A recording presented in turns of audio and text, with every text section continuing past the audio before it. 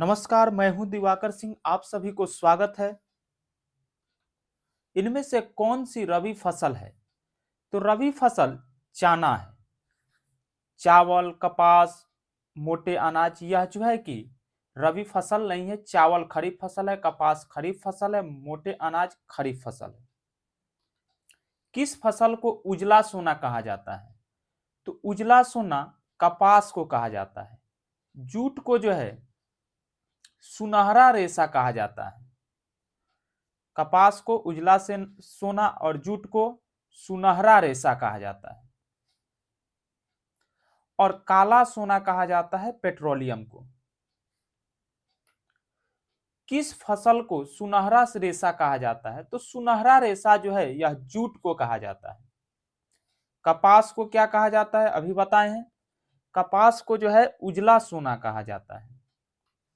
निम्नलिखित में से कौन उस कृषि प्रणाली को दर्शाता है जिसमें एक ही फसल लंबे चौड़े क्षेत्र में उगाई जाती है? यह रोपण कृषि जो है कि दर्शाता है। शुष्क कृषि में निम्नलिखित में से कौन सी फसल नहीं बोई जाती? शुष्क कृषि में जो है गन्ना नहीं बोई जाती, रागी, ज्वार, मूंगफली यह शुष्क कृषि में की जाती है। निम्नलिखित में से कौन सा राज्य भारत में चाय का सबसे बड़ा उत्पादक है? तो चाय का सबसे बड़ा उत्पादक असम है। उच्च क्वालिटी का चाय जो है कि वह दार्जिलिंग का होता है। दार्जिलिंग पश्चिम बंगाल में पड़ता है। चावल की खेती मुख्य रूप से होती है।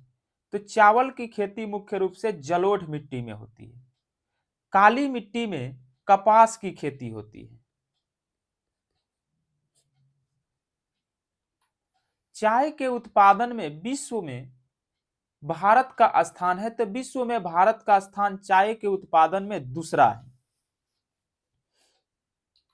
रबी की फसल पैदा होती है। तो रबी की फसल जाड़े में पैदा होती है। गर्मी में जायद फसल, इसमें होगा जायद। वही वर्षा ऋतु में खरीफ फसल। जूट किस जलवायु का पौधा है?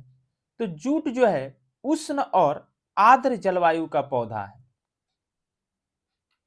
अरेबिका किस फसल का उत्तम किस्म है? तो अरेबिका जो है कहवा यानी कॉफी का उत्तम किस्म है।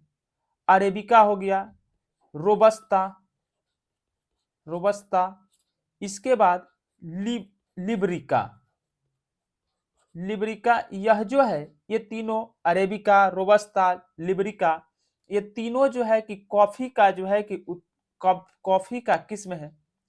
भारत में जो है उत्तम किस्म का अरेबिका जो है कि कॉफी बोया जाता है। संसार के चावल उत्पादन देश में भारत का स्थान है। तो भारत का स्थान दूसरा है।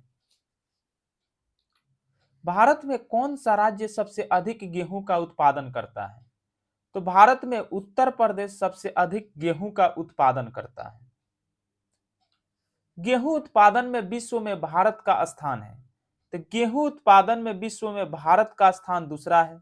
गेहूं, चावल दोनों में भारत का स्थान दूसरा है। भारत का सबसे बड़ा जूट उत्पादक राज्य है। तो पश्चिम बंगाल भारत का सबसे बड़ा जूट उत्पादक राज्य है। निम्नलिखित में से खरीफ फसल कौन है? तो खरीफ फसल चावल है। गेहूं, सरसों, मटर यह रबी फसल है। चावल किस प्रकार की जलवायु का पौधा है? तो चावल जो है यह उष्ण आर्द्र जलवायु का पौधा है, क्योंकि चावल को गर्मी और पानी ज्यादा चाहिए। चावल है तो चावल एक जो है कि यह खरीफ फसल है। गेहूं रबी फसल है। चावल, मक्का यह जो है कि चावल हो गया, मक्का हो गया, यह खरीफ फसल है। गेहूं, गेहूं जो है यह रबी फसल है। काली मिट्टी उपयुक्त है। तो अभी बताए हैं काली मिट्टी जो है कपास के लिए उपयुक्त है। दाल किस पौष्टिक अंश का स्रोत है? तो दाल में जो है प्रोटीन पाया जाता है। निम्नलिखित में से कौन रबी फसल है? तो रबी फसल गेहूं है। ज्वार, धान, जूट यह जो है कि सब खरीफ फसल है। ज्वार धान यह सब खरीफ।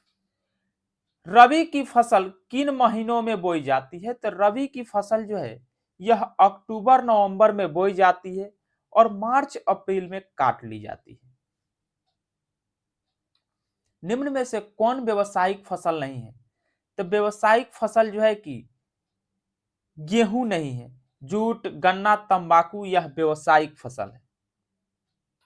निम्नलिखित में से कौन रोपण फसल नहीं है? तो गेहूं जो है कि यह रोपण फसल नहीं है। गेहूं हो गया, धान हो गया, यह रोपण फसल नहीं है। रबर, गन्ना, चाय यह रोपण फसल है। भारत की प्रमुख खाद्यान्न फसल कौन सी है? तो प्रमुख खाद्यान्न फसल भारत की जो है कि प्रमुख खाद्यान्न फसल यह जो है धान है। निम्न में से कौन खरीफ फसल है? तो खरीफ फसल आपकी जो है कि कपास होगा। गेहूं, चना, मटर यह रबी फसल है।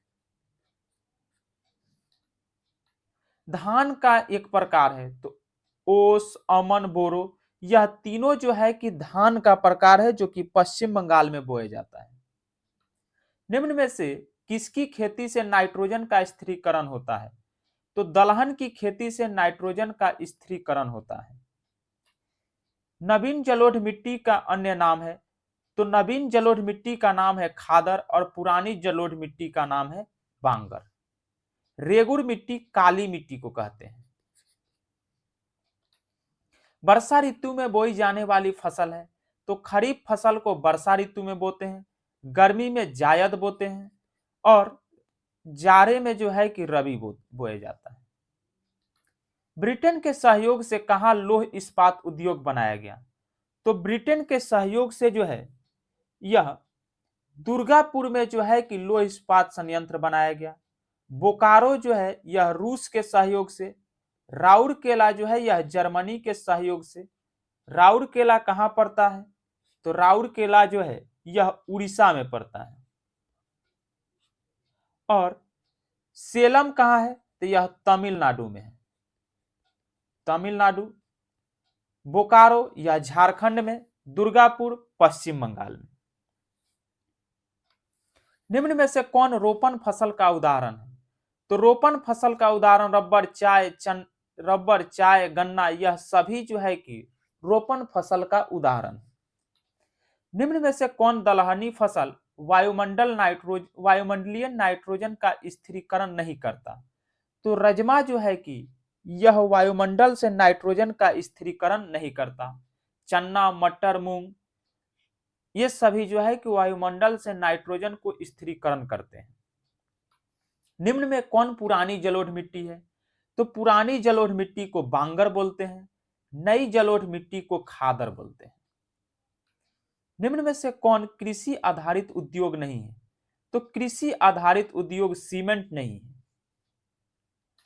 किस भाग में मैंग्रोव वन सबसे अधिक पाए जाते हैं? तो सुंदरबन भाग में मैंग्रोव वन सबसे अधिक पाए जाते हैं। निम्न में से कौन भारत में सर्वाधिक चाय निर्यातक पतन है? तो सबसे ज्यादा जो है कि चाय निर्यातक पतन यह कोलकाता है। पाराद्वीप कहां है? तो यह उड़ीसा में है। ओस प्रकार है तो अभी बताए हैं ओस जो है कि यह धान का प्रकार है। भूमिगत जल स्तर की गिरावट रोकने के लिए योजना चलाई गई है। तो भूमिगत जल स्तर को गिरावट को रोकने के लिए वर्षा जल संग्रहण, ड्रिप सिंचाई, वाटर शेड मैनेजमेंट उपयुक्त सभी जो है इनमें से सभी को जो है कि चलाया गया था। दक्षिण भारत में सर्वाधिक गन्ना उत्पादक राज्य है। तो दक्षिण भारत में सर्वाधिक गन्ना उत्पादक राज्य महाराष्ट्र है। Thank you. जय हिंद।